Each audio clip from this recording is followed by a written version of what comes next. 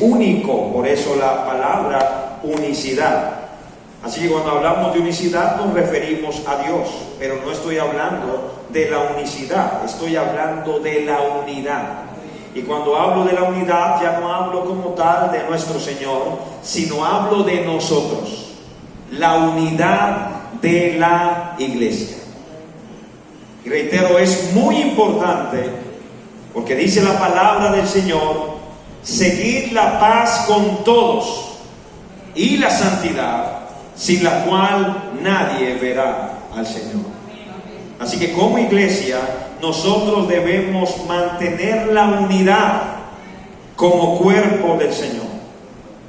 El siglo pasado, el escritor estadounidense Edgar Rice Burroughs compuso uno de sus mayores éxitos, que al día de hoy incluso ha sido llevado a la pantalla grande en el cine, así como también a la pantalla chica en diversas series de televisión.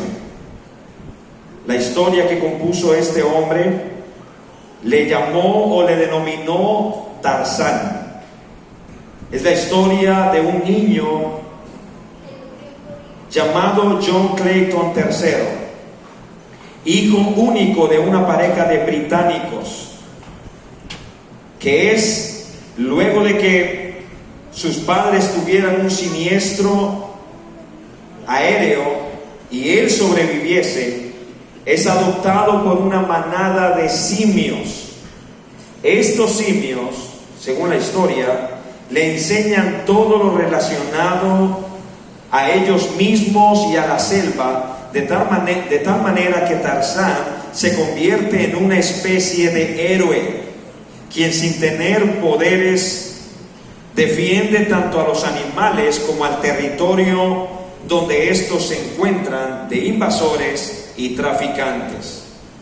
Y hermanos, esta historia de un hombre que fue capaz de vivir y de desarrollarse plenamente fuera de una comunidad humana puede parecer atractiva, inspiradora de hecho. Sin embargo, no es más que eso, una historia que no es otra cosa sino producto de la imaginación, ficción. De hecho, en el mundo real han sido halladas personas que convivieron con animales buena parte de su vida, como es el caso de una jovencita llamada Oksana Malaya, una joven ucraniana que fue abandonada por sus padres teniendo aproximadamente unos 3 años de edad. Y escuchen esto es verídico lo que les estoy diciendo, usted lo puede corroborar en internet. Ella fue abandonada por sus padres a los 3 años de edad y hasta los 8 años estuvo viviendo con perros. Desde sus 3 hasta los 8 años. Esta muchacha aprendió a jadear, aprendió a ladrar e incluso aprendió a andar como perro. Sin embargo, sus habilidades tanto sociales como cognitivas fueron tan profundamente afectadas que, a pesar de ser una joven físicamente normal, quedó de por vida con un retraso mental que no le ha permitido a la fecha ni siquiera aprender a leer y a deletrear su propio nombre. Ni siquiera. He dicho lo anterior sencillamente para afirmar que fuimos creados por Dios, entre otras cosas, para desarrollarnos en comunidad, para crecer en sociedad. De hecho, una de las cualidades particulares de nuestra humanidad, como lo es nuestro lenguaje, nos ha sido dado justamente por el Señor con el propósito de podernos relacionar con otros. Y a pesar de que los animales tengan sus propios sistemas de comunicación por medio de expresiones corporales, sonidos e incluso olores, movimientos y todo ello, todo esto de ninguna manera se asemeja a la capacidad de comunicarnos como lo estamos haciendo en este momento a través de palabras. Así que el lenguaje tiene la función principal de conformar y desarrollar sociedades. Así pues, no podemos concebir no podemos concebir al ser humano por fuera de la sociedad, o no haciendo parte de una comunidad. Y sin embargo, a pesar de ser creados como seres necesariamente sociales, el pecado nos ha deformado de tal manera de que a pesar de que seguimos en una comunidad, constantemente nos estamos atacando. Me refiero a los hombres, ¿no? Nos estamos atacando y destruyendo. Es lo que ustedes ven en guerras, en invasiones. Eso a escala macro, pero también a escala micro. Lo vemos en nuestras propias comunidades con sociópatas desadaptados, ¿no? Con problemas en la familia, con hijos que no hablan nunca más con sus padres. El pecado ha distorsionado profundamente este sentido de comunidad que debemos tener. De ahí que esta sea precisamente un área transformada por el Evangelio en las nuevas criaturas, es decir, en los cristianos. Es del aspecto social. El día de ayer veíamos, ¿no? ¿Qué dice la Biblia? Dice que el que está en Cristo, nueva criatura es. ¿Qué más dice? Las cosas viejas pasaron. He aquí todas. He aquí todas son hechas nuevas.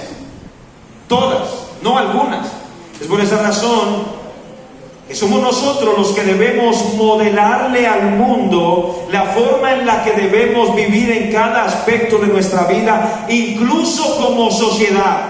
Este pedacito de Yarima aquí entre nosotros, somos nosotros los que debemos mostrarle al mundo, mostrarle al resto de corregimiento y a todos estos lugares cómo es que se vive en sociedad. Somos nosotros. Somos nosotros los que debemos mostrar a los hombres, como dice por allá Mateo capítulo 5, ¿no? El Señor hablando en el Sermón del Monte: así alumbre vuestra luz delante de los hombres, para que viendo vuestras buenas obras glorifiquen a vuestro Padre que está en los cielos. Es de esa manera que nosotros debemos vivir. El mundo no vive así. Se están atacando, se está destruyendo entre ellos mismos. Pero no debe pasar eso en la iglesia.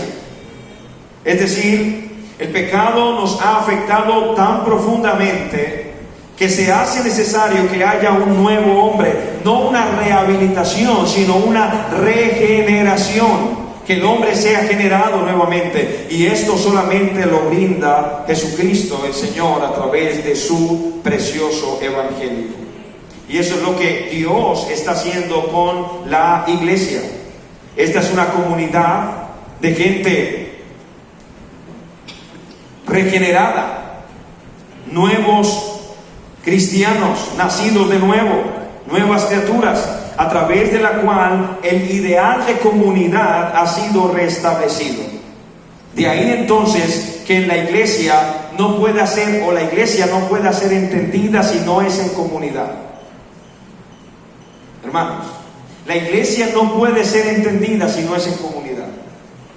Mire, yo sé que hay algunos que les gustó, ¿no? En pandemia, los cultos virtuales, ¿no? Les gustó. Y de hecho les gustó tanto que nunca más volvieron a la iglesia, ¿no? Nunca más. Pero la verdad es que hay cosas que la tecnología no puede reemplazar. No, hay cosas que no puede reemplazar. Y una de esas cosas es el roce con mis hermanos, ¿verdad?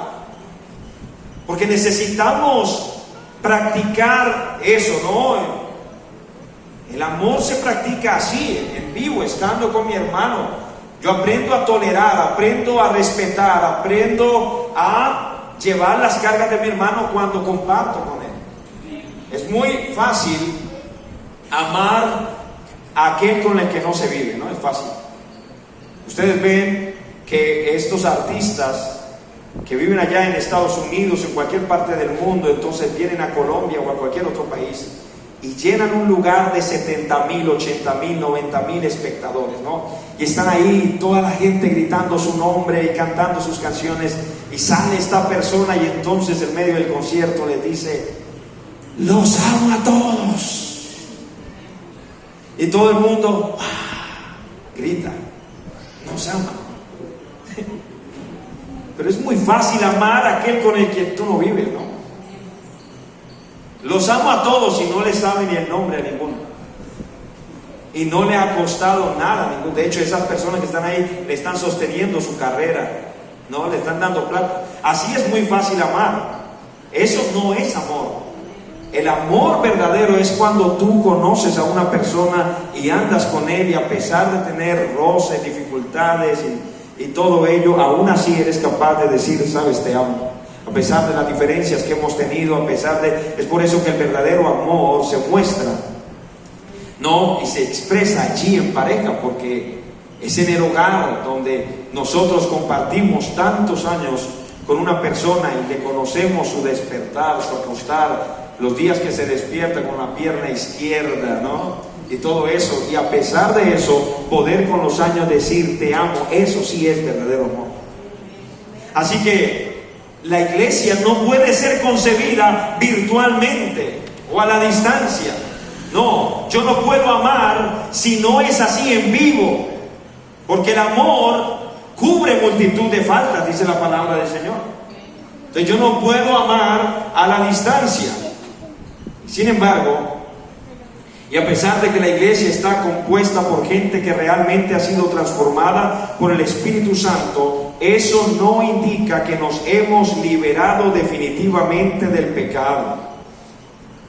Y lo que quiero decir es que a pesar de que un cristiano ya no es esclavo del pecado, tal y como lo son los seres humanos en su condición natural, el cristiano sí puede dejar de pecar. Este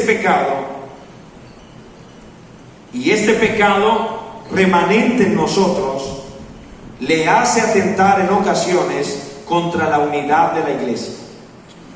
Contra la unidad de la iglesia.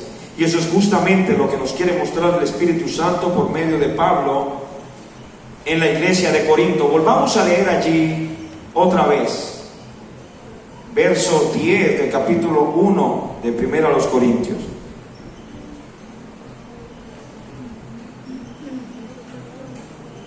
Leamos hasta el 12. Dice así: os ruego pues, hermanos, por el nombre de nuestro Señor Jesucristo, que habléis todos una misma cosa y, lea por favor,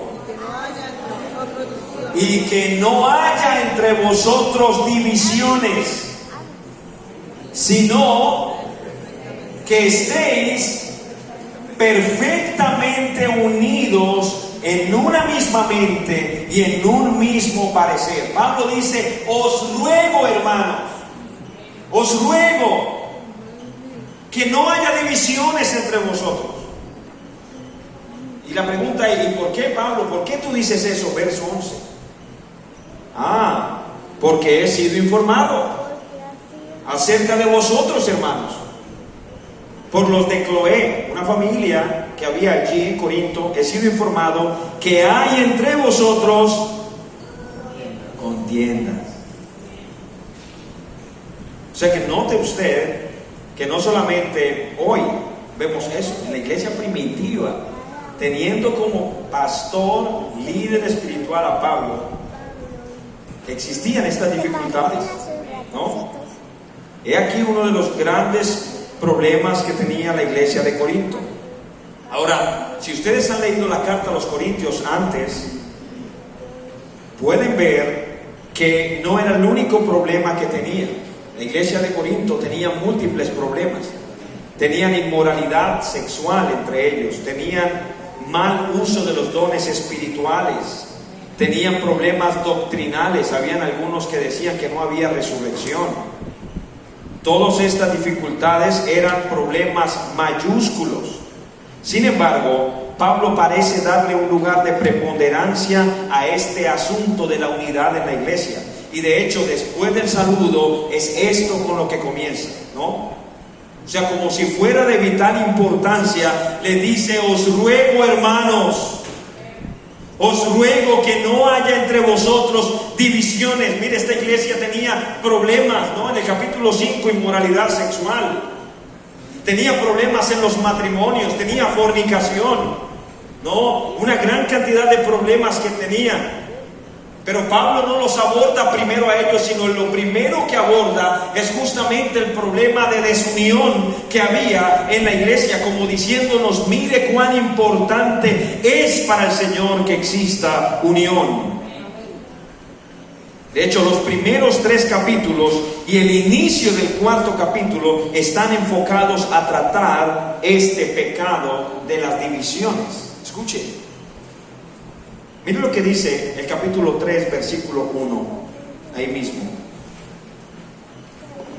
Guárdense lo que leímos del capítulo 1. Ahora vamos al capítulo 3, versículo 1 hasta el verso 4. De manera que yo, hermanos, no pude hablaros, ¿cómo? Como a espirituales, sino como a carnales, como a niños en Cristo. Tremendo, ¿no? Tremendo. Porque Pablo no era políticamente correcto, ¿no? Hoy en día a uno que le dicen, ¿no? En estos días escuché de un hermano predicador que me decía: hermano, es que el pastor nos está diciendo que cuando prediquemos, que de pronto no utilicemos ciertos términos, ciertas palabras, sino que le digamos a la gente lo que la gente quiere escuchar. Bueno, díganle a Pablo. Díganle a Pablo.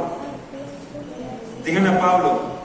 Pablo, es que si tú utilizas esas palabras, le está diciendo a la iglesia: niños espirituales. Es que nadie se va a convertir así. No es verdad, hermano. No es verdad. El que es de Dios, las palabras de Dios oye. E incluso tu vara y tu callado me infundirán aliento, dice la palabra del Señor. Y el Señor al que ama disciplina. Así que yo no pude, dice Pablo, hablaros como a espirituales, sino como a carnales. Eso es tremendo. Como a niños en Cristo, os di a beber leche y no vianda, porque no erais capaces, ni sois capaces todavía, porque aún sois carnales. Tremendo. Pues habiendo entre vosotros celos, contiendas, disensiones, ¿no sois carnales y andáis como hombres? Porque diciendo el uno: yo ciertamente soy de Pablo, y el otro: yo soy de Apolo, ¿no sois carnales? Note, ese es el mismo problema que está hablando, que viene hablando allá desde el capítulo 1, y aquí estamos en el capítulo 3. Y todavía está diciéndoles, ha venido hablando de lo mismo. 3 capítulos prácticamente hablando de este problema en la iglesia. Dice: habiendo entre vosotros contiendas, disensiones, ¿no sois carnales? Tremendo. Una de las manifestaciones de la carnalidad en la iglesia, entonces, son las divisiones, los problemas que tenemos. No es una manifestación de la espiritualidad de la iglesia, sino todo lo contrario, de la carnalidad, de la mundanalidad. Cosas que deberían ser erradicadas de la iglesia, ¿no? Pero que tristemente nos vamos a encontrar. Digo tristemente porque definitivamente lo vamos a encontrar. De hecho, el capítulo 4, hoy lo voy a tener leyendo, capítulo 4, verso 6. Dice así Pablo: pero esto, hermanos, lo he presentado como ejemplo en mí y en Apolos. Ellos están hablando: yo soy de Pablo, yo soy de Apolo, por amor de vosotros, para que en nosotros aprendáis a no pensar más de lo que está escrito, no sea que por causa de uno os envanezcáis unos contra otros. Es lo que estaba diciendo Pablo, ¿no? Hasta el capítulo 4. Escuche, Pablo le está diciendo: hermanos, por causa de nosotros los hombres no se envanezcan. No estén diciendo: yo soy de Pablo, yo soy de Apolo, yo soy de fulano. No. Así que de ninguna manera quiero que pensemos en esta mañana que los demás pecados a los que Pablo señala en esta carta no sean graves por no ser tratados tan extensamente como Pablo trata el problema de la división entre hermanos. Y sin embargo, cuando Pablo trata tan ampliamente este asunto, nos muestra que este tema de la unión es realmente importantísimo para la iglesia.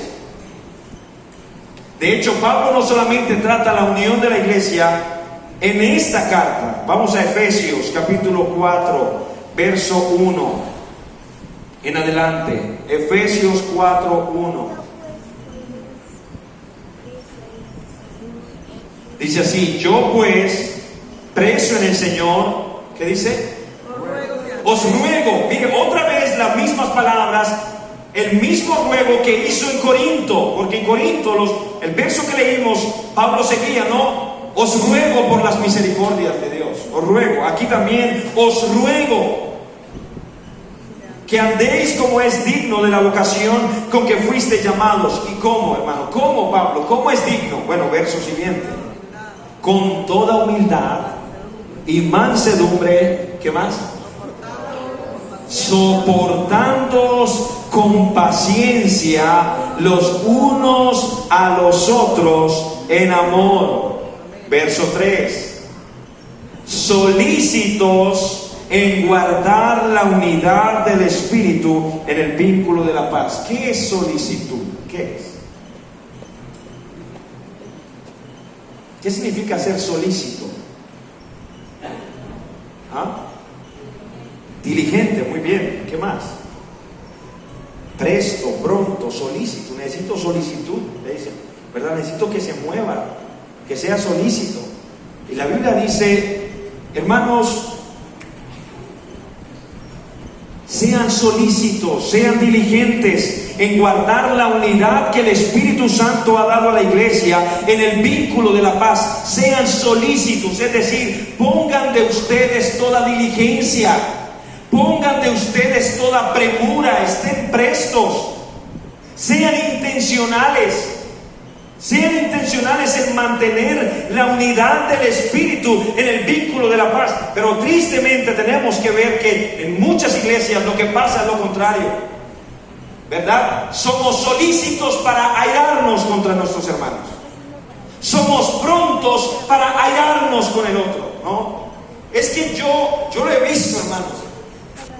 Tan solo basta que uno pase por una calle y el otro pasó y lo saludó. Y créanme, o si usted no lo sepa, a veces uno no los ve. A veces uno no los ve, no los ve. Sí, muchas veces he ido yo con mi padre en el carro y paso por un lado y me dice, papá, si vio a fulano de tal, que hasta lo saludó. Y la verdad es que no lo vi. Sí, y a él también le ha pasado. Uno no, pero baste que tan solo pase eso para que haya gente que no vuelva a la iglesia porque no me saludó, porque no me saludó, porque no me miró, porque no esto, si vio cómo me saludó, si vio cómo tal cosa. Hermano, mira lo que el texto dice: tú tienes que ser solícito, no en airarte contra tu hermano, no en hablar en contra de él, sino solícito en guardar, ¿qué cosa? La unidad que el Espíritu Santo ha dado a la iglesia. El Espíritu Santo nos ha hecho uno. ¿Qué debemos hacer nosotros? Pues poner toda solicitud en guardar ese vínculo que el Espíritu nos ha dado. Por eso el verso siguiente dice, verso 4, ¿qué dice? Un cuerpo y un espíritu, como fuisteis también llamados en una misma esperanza de vuestra vocación. Esa expresión, un cuerpo, hace referencia a una metáfora, ¿no? La iglesia es el cuerpo de Cristo. Él es la cabeza, el líder, el que dirige, pero nosotros, siendo muchos, somos un solo cuerpo, dice Pablo. Un cuerpo. Hermanos, bueno, no sé si usted ha estudiado algo de biología, ¿no? O de pronto aquí alguien haya estudiado algo que tenga que ver con el área de la salud. Pero la manera en la que Dios coordinó este cuerpo es impresionante. Es impresionante. Cómo las células se unen para conformar tejidos. Cómo los tejidos se unen para conformar órganos. Cómo los órganos se unen para conformar sistemas, y cómo los sistemas se unen para conformar organismos, ¿verdad? Es impresionante la manera en la que el Señor lo ha hecho y cómo todo funciona bien. Y nosotros tenemos no solamente la función de cada órgano, ¿no? Tenemos incluso el sistema de defensa para defender el organismo que Dios nos ha dado. ¿Cuál es la primera barrera que tenemos? ¿Qué es el primer sistema de defensa que tiene nuestro cuerpo? ¿Qué es? ¿Alguien sabe? Eso, la piel. La piel, lo primero. Si usted mira la piel en un microscopio, la piel es, bueno, aquí no se alcanza, ¿no? De pronto sí se alcanza a mirar. Es como esto que ustedes ven aquí, este entramado. Hagan cuenta que cada uno de estos huequitos aquí, así es la piel. Se llama un epitelio plano porque las células primeras son planas, ¿no? Las de arriba planas. Y comienza uno encima de otro en diferentes estratos, por eso se llama epitelio plano, estratificado, porque son muchos estratos, y luego al final las células van muriendo, las más superficiales, y se van convirtiendo en queratina, que es una proteína que nosotros tenemos en todo el cuerpo, ¿no? Y es una proteína que es gruesa. Cuando usted ve la queratina es gruesa. ¿Y para qué está la queratina? Bueno, porque encima de la piel